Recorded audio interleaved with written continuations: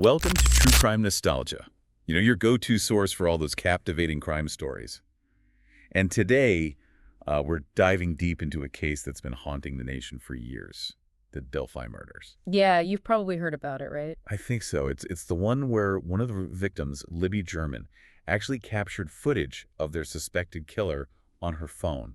It's a chilling detail that sent shockwaves through the country. Oh, absolutely. Just imagine you're out hiking, enjoying a day off from school, and you stumble upon someone who ends up taking your life, and the whole time your phone is recording. It's just It's a lot. a lot. And that recording has become a crucial piece of evidence in the trial of Richard Allen, the man accused of killing Libby and her friend Abigail Williams back in 2017.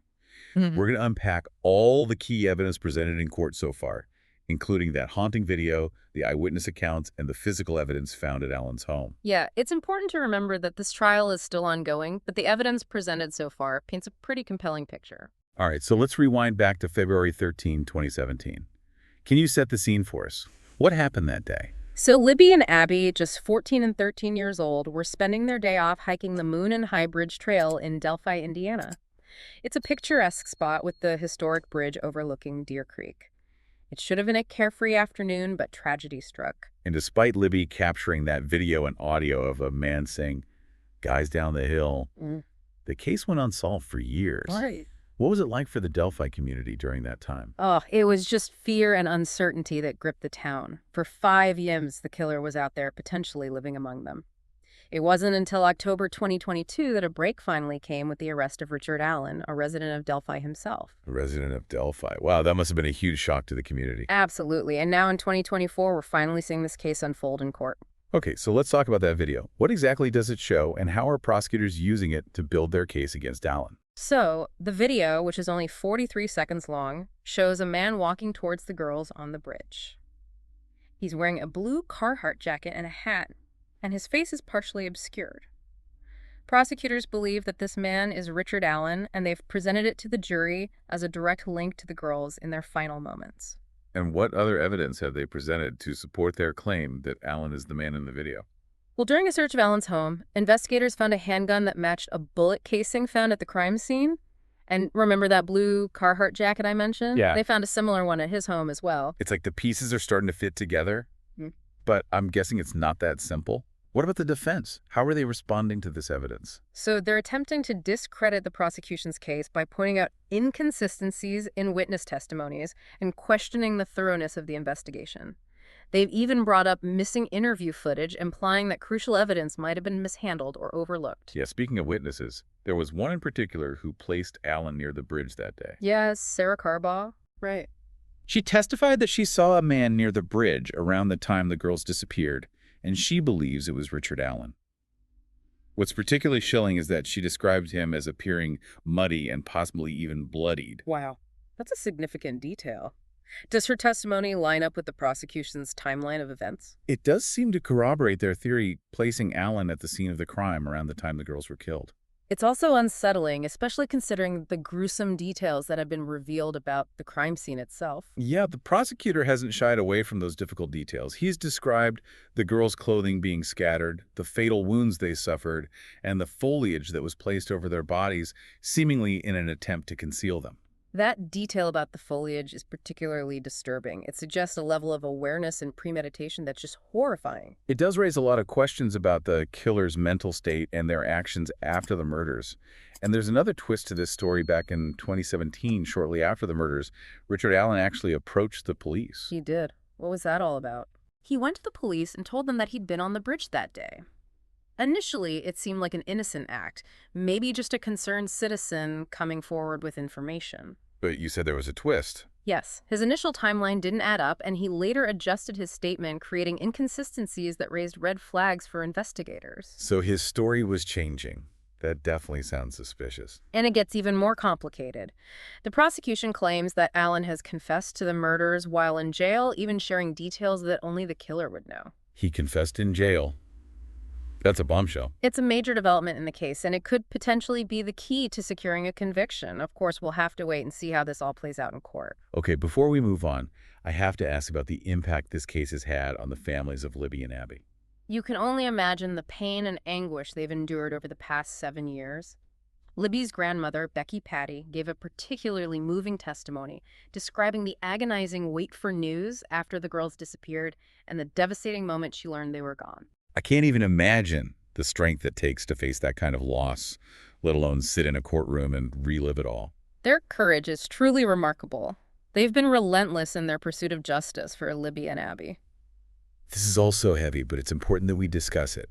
It's a story that needs to be told, and these girls deserve to be remembered. Absolutely. And we'll be right back after a quick break.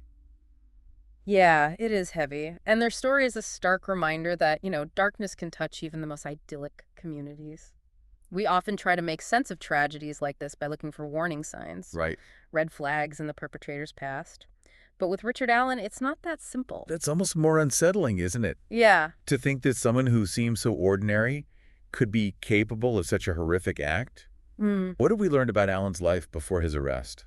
Well, before the Delphi murders, Allen was a seemingly unremarkable figure. He worked as a pharmacy technician at the local Estah. CVS, was married, and by all accounts lived a relatively quiet life. There's been no mention of a prior criminal record or any history of violence. A pharmacy technician? Yeah. That just adds another layer of complexity to this whole thing. It's not the kind of profession you typically associate with a violent criminal. Right. It really makes you question those preconceived notions we have about who is capable of evil. Exactly. And that's what makes this case so fascinating and so disturbing. It forces us to confront the reality that evil can lurk in the most unexpected places. It's chilling. But it's also important to remember that Allen is still presumed innocent until proven guilty. What's the defense's strategy in all of this? Are they trying to paint him as a victim of circumstance? Not exactly. As we touched on earlier, their main strategy seems to be centered around creating reasonable doubt. Okay.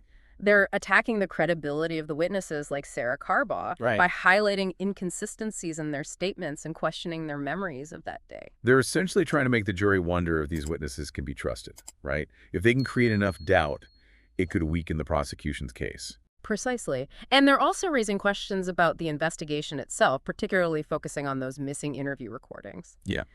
They're implying that the police might have mishandled evidence or overlooked crucial details. So their argument is that the investigation was sloppy, and therefore the evidence against Allen might be unreliable. That seems to be their angle. They're trying to exploit any cracks they can find in the prosecution's case, hoping to create enough uncertainty for the jury to acquit. It's going to be fascinating to see how this all plays out in court. But, as we delve into legal strategies and the evidence, it's easy to lose sight of the human cost of this tragedy. You're absolutely right. At the heart of this case are two young girls, Libby and Abby, whose lives were tragically cut short.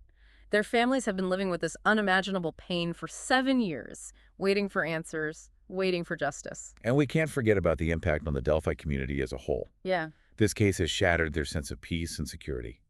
It's a wound that will likely take years to heal. Imagine living in that town knowing that the person responsible for such a horrific crime might have been your neighbor, someone you saw at the grocery store, someone your kids went to school with. Right. It's a chilling thought. It is. Okay, let's shift gears a bit and talk about some of the broader implications of this case. This has been called a watershed moment for forensic science, and I can see why the role of technology, particularly Libby's cell phone footage, has been crucial. It's a prime example of how technology is changing the landscape of criminal investigations. Think about it. A teenager's smartphone, a grainy video clip, and a few haunting words captured on audio have become central to the prosecution's case. It's mind-blowing. It really is. And it highlights the fact that we're all carrying potential evidence in our pockets. Yeah. Libby's quick thinking, her instinct to start recording, might ultimately be what brings her killer to justice. It's a testament to her courage in those terrifying final moments. And it raises an interesting question for you. Do you think this case will change the way people react in similar situations? Will we see more people instinctively reaching for their phones to document potential crimes? It's hard to say, but I think it's certainly a possibility. We've already seen a rise in citizen journalism and the use of social media to share information about crimes. Yeah. This case could amplify that trend. It's a double-edged sword, though, isn't it?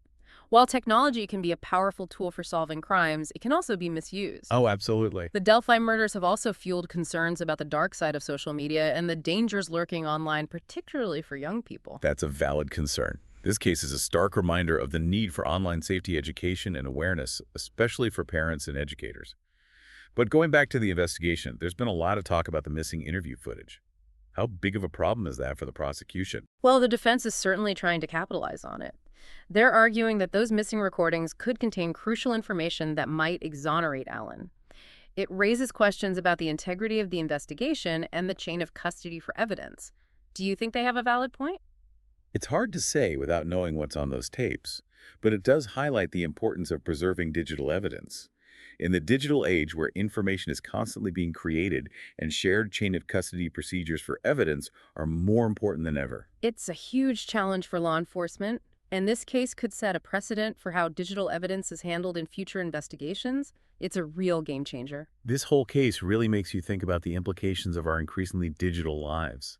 We leave digital footprints everywhere we go, and that information can be used for good or for evil. It's both fascinating and a little bit frightening. It is a brave new world full of possibilities and pitfalls. But in the context of the Delphi murders, the focus remains on seeking justice for Libby and Abby and bringing closure to a community that's been deeply wounded by this tragedy. It really makes you think about, as we kind of wrap up this deep dive into the Delphi murders, it's striking how this case has become a microcosm of so many larger issues we're grappling with as a society. It really is. From the role of technology in our lives to the challenges of navigating truth and justice in the digital age, the Delphi murders have forced us to confront some uncomfortable realities. Yeah, and as we've discussed, it's also raised important questions about the nature of evil itself. How can someone like Richard Allen, who seemed to live such an ordinary life, commit such a horrific act? That's the question that continues to haunt this case. Is it possible that he was hiding his true nature all along? Or was there some kind of trigger, some event that set him on this dark path? What are your thoughts on that? It's a question without an easy answer. Mm. It makes you wonder about the darkness that might reside within seemingly ordinary people. And it also makes you think about the ripple effects of these kinds of tragedies. Absolutely. The Delphi murders have not only devastated the families of Libby and Abby, but have also left a deep scar on the entire community. Their sense of safety has been shattered and their faith in humanity has been shaken. And that sense of unease extends far beyond Delphi. This case has captivated the nation. And for many, it's become a symbol of the vulnerability we all face, even in places we perceive as safe. It's a stark reminder that evil doesn't always announce itself. It can lurk in the shadows disguised in normalcy, and it can strike when we least expect it. It's a difficult truth to grapple with. But amidst the darkness, there's also a glimmer of hope. The resilience of the human spirit, the determination to seek justice, and the unwavering love of Libby and Abby's families are all testaments to the power of good to persevere even in the face of profound tragedy. Their story has resonated with people across the country, and their fight for justice has inspired many. It's a reminder that even in the darkest of times, we can find strength in each other and in our shared humanity. And while we await the outcome of the trial, we can hold on to that hope, that sliver of light amidst the darkness.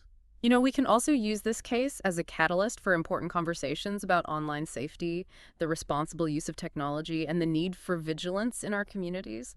These are conversations that need to happen not just in Delphi, but in every town, in every city, in every home. You're right. We can honor Libby and Abby's memory by learning from this tragedy and working to create a world where such horrors are never repeated. Absolutely.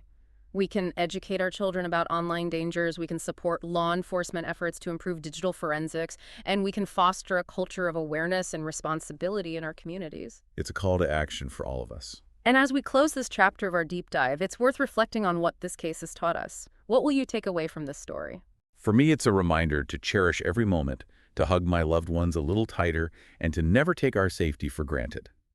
It's also a reminder that we have a responsibility to look out for each other, to be aware of our surroundings, and to speak up when we see something that seems wrong. Well said. And as the Delphi murders trial continues to unfold, we'll be watching closely, hoping for a resolution that brings peace to Libby and Abby's families and closure to the Delphi community. Thanks for joining us on this journey into the heart of a case that has gripped the nation. And remember, the pursuit of justice never ends. Thanks for tuning in to True Crime Nostalgia, your go-to source for captivating crime stories. Don't forget to subscribe for more deep dives into ongoing investigations and unresolved cases. Stay safe, and we'll catch you next time.